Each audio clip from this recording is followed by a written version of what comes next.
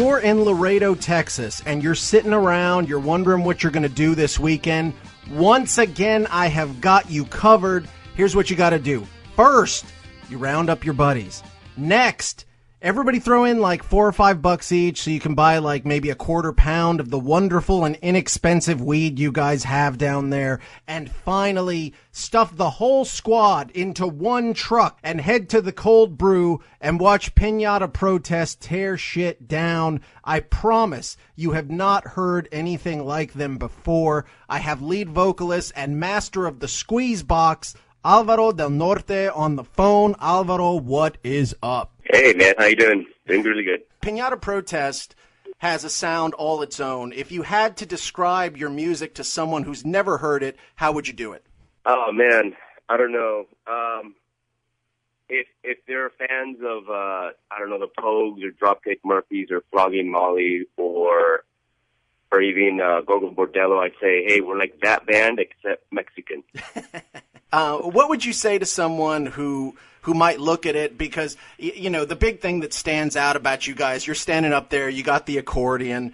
What would you say to people who would look at that accordion and dismiss you guys as a gimmick? Listen, stick around for a few songs. You know, I think it's really easy to write off my band as a gimmick just because I have accordion, but man, like accordion is in so many genres of music, especially in Mexican music, and you know, it's no gimmick. It's like, you know, guitars and English music. You know, it's just so normal. It's just, you know, I think it's something maybe brand new to a lot of people, but it's definitely not a gimmick. It's a real instrument, just like anything else, with a very long history and a very widespread. How did the accordion become a part of Pinata Protest? That came from just growing up. You know, I'm from Mexico, and my parents playing norteño en conjunto and cumbia and all the Mexican music, all the Latin music, and that just, you know, that's how that came about. That's how that sound came, you know, of course. And then on the flip side of that was, you know, the punk rock stuff, which was something I got into when I was in high school. So, you know, we're just a mashup of those two worlds. And when I listen to your stuff, I mean, you're a skilled accordion player. I mean, have you ever jammed with like a full on like Tejano band? Yeah, man.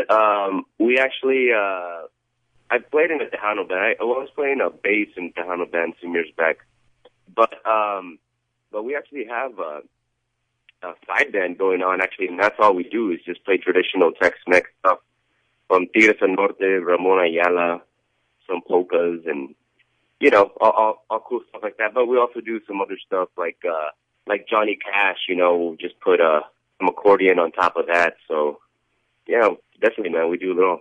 We do it all. Cool. You guys are from San Antonio, which is just like a criminally underrated music scene. Why don't you think people give San Antonio bands the praise that maybe a band out of Austin might get? I don't know. I don't know. Honestly, I don't know. San Antonio has a lot of great talent. You know, it definitely doesn't get as much attention as Austin, for example. But you know what? I'm really happy about that because, in a way, that kind of has kept San Antonio's culture.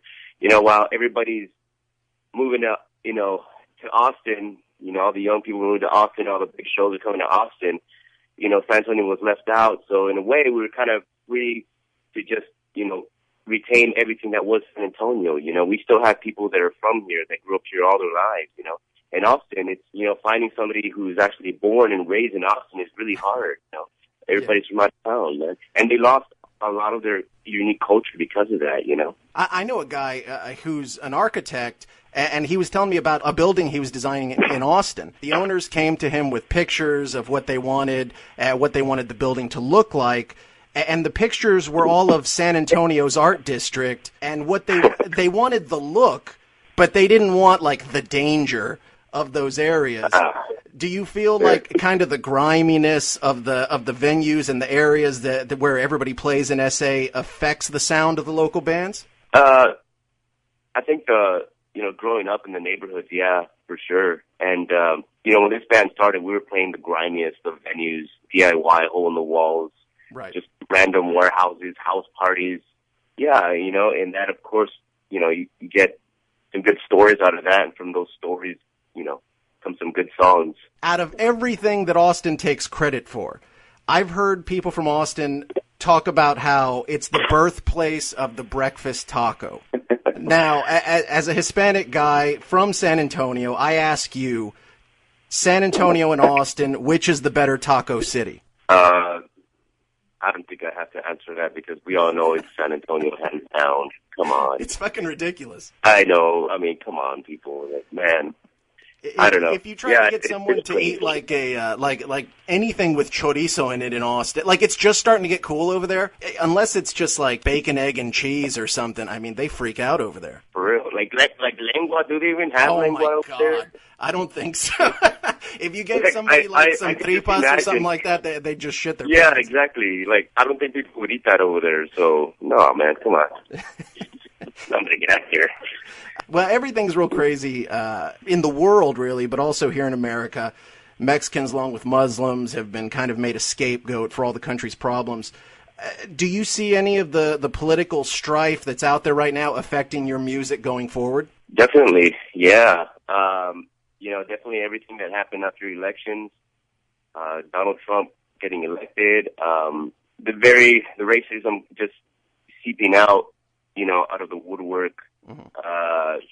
It being more open really inspires myself. Being from Mexico, being an immigrant, being mojado for part of my life, growing up, with immigration, searching for my family, those experiences. Yeah, of course. Yeah, I'm very inspired. And, this new batch of songs that we're working on for our next album, are going to definitely be more political. Yeah, for sure. And not only myself, but there's many bands, in our city that I'm friends with, and we all feel the same way. They say the Reagan presidency really inspired, a million punk rock bands, and I definitely feel that's going to be the same way with Donald Trump. So speaking of punk, punk rock's known for being, political, dangerous, creative, but at the same time, we also live in a world of super PC, super sensitive culture. Do you ever feel like you have to hold anything back so as not to offend people? Yeah, sometimes for sure, but there's ways around it. We for some reason people want to get my band to do these family events, I guess. And they know my show, like they know what we do, Right. It's not like we're no Gigi Allen, but we're definitely not the Backstreet Boys either. So for the people in Laredo who are coming out to the Cold Brew to check you guys out, when you see a Pinata Protest live show, what can you expect? A lot of energy. We have one of the coolest things I love to see is we have a mosh pit going on, and then within that mosh pit, you'll see like couples like conjunto dancing, like polka dancing, and that's awesome, and I love that so much, and it's just a blend of those two worlds like coming together. I love that.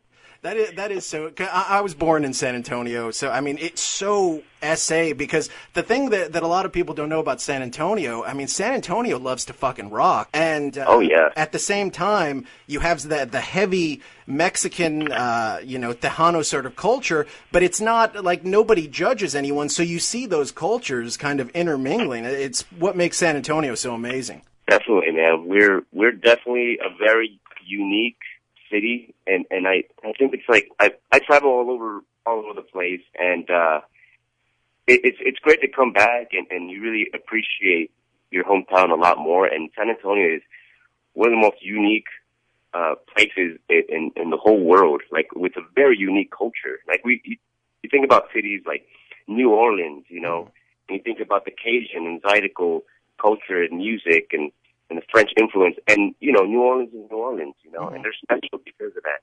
San Antonio in its own way too, like we're San Antonio.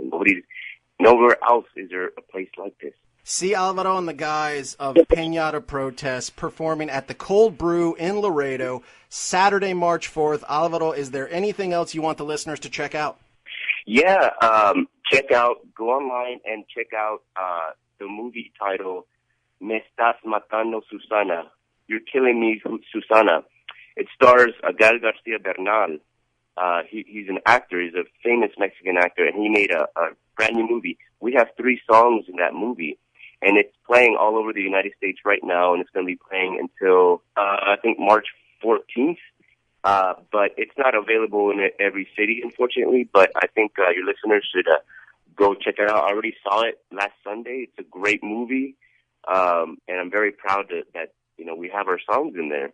So go check it out. Very cool. Pinata Protest is the band. Alvaro, thank you so much. Thank you, Rocky. No problem, man. Definitely check those guys out.